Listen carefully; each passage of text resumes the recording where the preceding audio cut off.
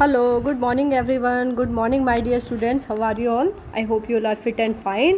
और आप सभी को CBSE की नई अपडेट का पता लग ही गया होगा that some amendments have done in the new you can say pattern for exams in session 2021 and 22.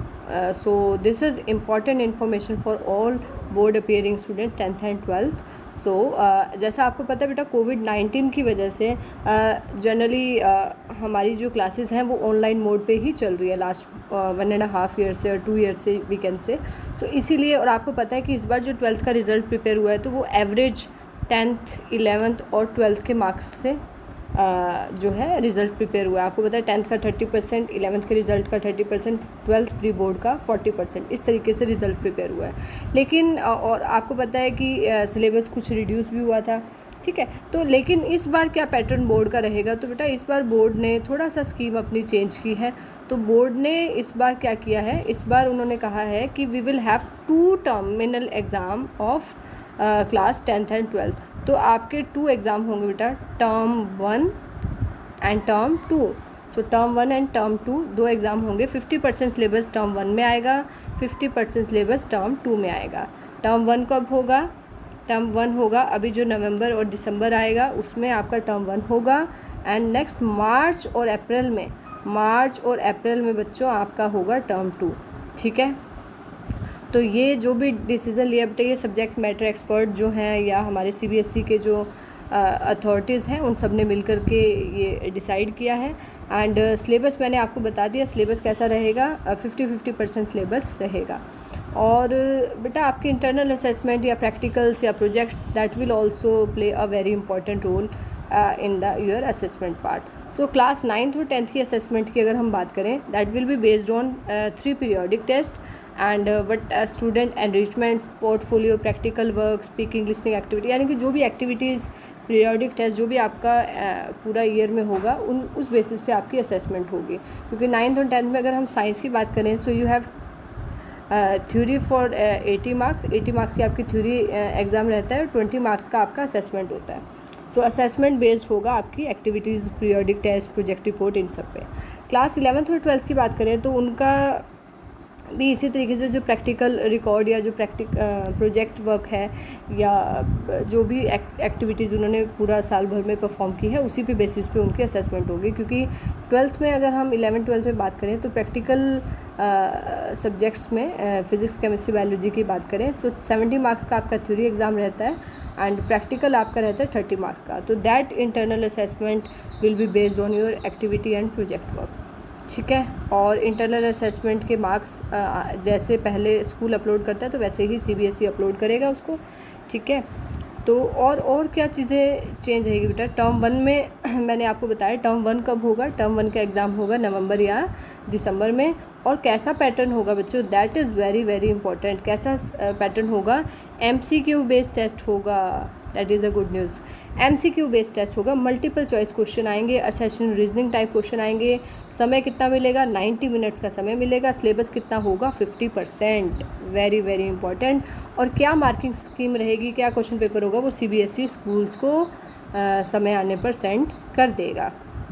और एग्ज़ाम कैसे होंगे, एग्ज़ाम आपके अगर सिचुएशन कंट्रोल में रहती है, ठीक रहती है, मतलब कोविड की 3rd वेव नहीं आती है, तो एक्सटर्नल एग्जामिनर के सुपरविज़न में ही आपका या ऑब्जर्वर्स के सुपरविज़न में आपके स्कूल में ऑफलाइन आपके एग्ज़ाम होंगे। और आपको OMR शीट्स मिलेगी। OMR शीट्स में आप अपने MCQ के जो आंसर्स हैं वो ऐसे फिल करेंगे और स्कैन सेम डे होगा, सेम डे इसके मार्क्स आपके अपलोड हो जाएंगे। हाँ, अगर सिचुएशन वर्स होती है यानी कि आप स्कूल ऑफलाइन मोड में एग्ज़ाम नहीं देने जा पाते तो क्या होगा, तो उसके बारे में भी हम इस वीडियो में डिटेल में डिस्कस करेंगे। चलिए बात करते हैं टर्म 2 की।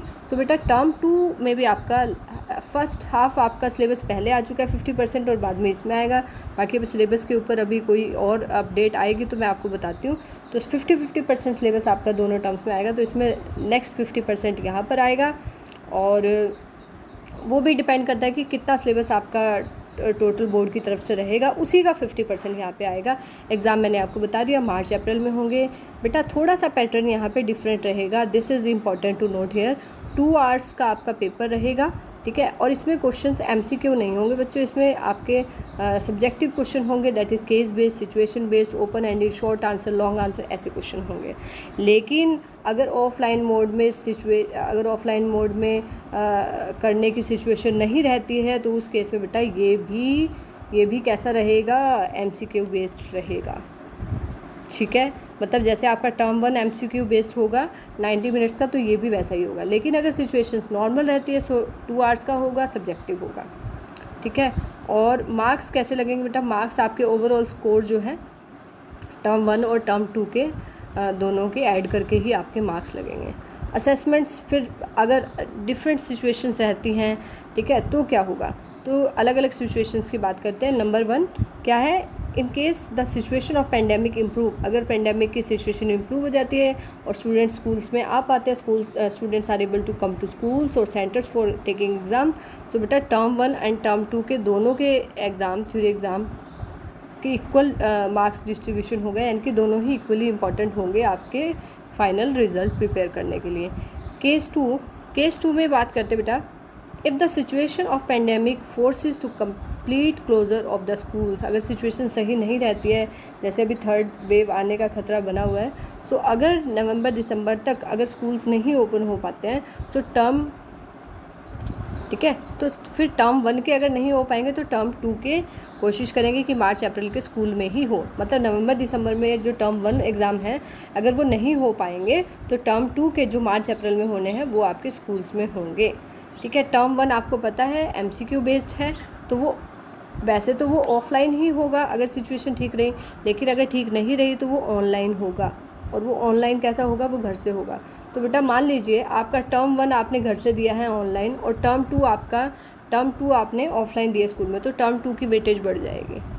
और इसका रिवर्स होगा, अगर आपने टर्म 1 प्रॉपर स्कूल में जाकर दिया है और टर्म 2 में आप नहीं जा पाए, तो term 1 will be the basis of the you can say of your result. तो डिपेंड करता है कि क्या सिचुएशंस आने वाले समय में रहती है। तो सभी सिचुएशंस को इन्होंने ध्यान में रखते हुए अपना लिया है। नेक्स्ट देखते बेटा, नेक्स्ट सिचुएशन क्या है, in case the situation of pandemic forces complete closure of school, अगर मार्च अप्रैल तक भी स्कूल बंद रहें, नवंबर दिसंबर में भी बंद रहें, मार्च अप्रैल में भी बंद रहें, तो क्या होगा, ठीक है। तो पहली सिचुएशन तो ये थी कि अगर टर्म 1 के एग्ज़ाम अगर स्कूल में हुए हैं, टर्म 2 के नहीं हो पाए, तो टर्म 1 के एग्ज़ाम की वेटेज जो है बढ़ जाएगी, टर्म 1 की परफॉर्मेंस पे आपका रिज़ल्ट जो है प्रिपेयर होगा। लेकिन अगर टर्म 1 टर्म 2 दोनों में ही बंद रहता है तो बेटा फिर आपका जो रिज़ल्ट होगा, the result will be computed on the basis of जो भी आपके internal assessment, practical project work हुआ है, या जो थ्योरी मार्क्स है टर्म 1 टर्म 2, चाहे आपने ऑनलाइन दिया है या कैसे भी दिया है, तो उसके बेसिस पे आपका रिज़ल्ट प्रिपेयर होगा। So this is all about the latest information and latest update from CBSE, and that is very very important for all the students and teachers concerned with the class 10th and 12th. So this is all about this video. I hope this is useful for everyone who is having in 10th and class 12th. So do like, share and subscribe my channel and share this video as much as you can. Goodbye everyone.